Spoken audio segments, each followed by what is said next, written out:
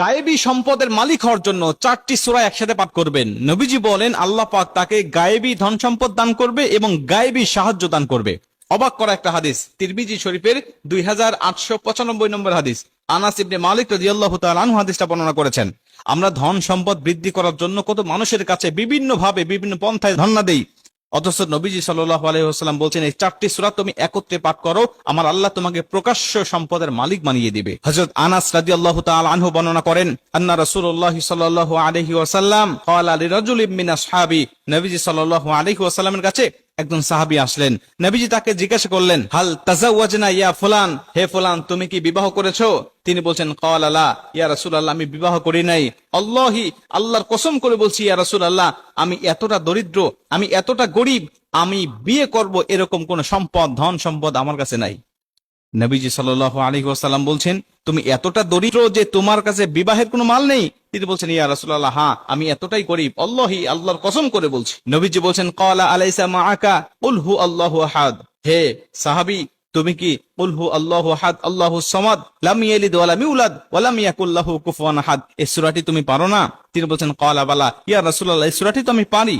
নবীজি আবার বলছেন, ক্বালা আলাইসা মাআকা ইযা জাআ নাসরুল্লাহি ওয়াল ফাত, হে সাহাবী তুমি কি ইযা জাআ নাসরুল্লাহি ওয়াল ফাত ওয়া রাআইতান নাসা ইয়াদখুলুনা ফি দীনিল্লাহি আফওয়াজা ফাসাব্বিহ বিহামদি রাব্বিকা ওয়াস্তাগফির ইন্নাহু কানা তাওয়াবা, এই সূরাটি পারো না? তিনি বলছেন, ক্বালা বালা ইয়া রাসূলুল্লাহ, এই সূরাটিও আমি পারি।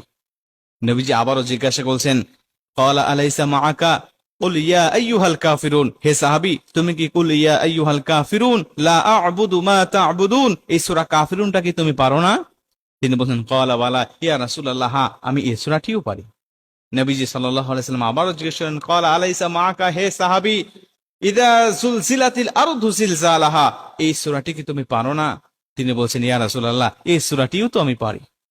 নবী সাল্লাল্লাহু আলাইহি ওয়াসাল্লাম বলছেন, তুমি বিয়ে করে নাও আর এই সূরা 4টি তুমি বেশি বেশি তেলাওয়াত করো, এই সূরা 4টি তুমি বেশি বেশি পাঠ করো, আমার আল্লাহ পাক তোমাকে গায়েবী সাহায্য দান করবে, গায়েবী সম্পদের মালিক বানিয়ে দিবে, তুমি সুখময় শান্তিময় একটি জীবন পাবে, তুমি তোমার স্ত্রীকে নিয়ে সুখময় শান্তিময় জীবন পেয়ে সুখে স্বাচ্ছন্দ্যে তুমি জীবন যাপন করতে পারবে।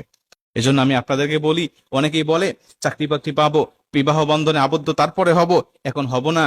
আমি বলি নবীজির এই সুন্নাহকে মেনে নিয়ে, এই তিরমিজি শরীফের 2895 নাম্বার হাদিসটাকে মেনে নিয়ে আপনি আমলগুলো করতে থাকেন, আমার আল্লাহ আপনাকে সম্পদের মালিক বানিয়ে দিবে, আমার আল্লাহ পাক আপনাকে হালাল ভাবে ধনী বানিয়ে দিবে। অবাক করা একটা হাদিস, তিরমিজি শরীফের 2895 নম্বর হাদিস।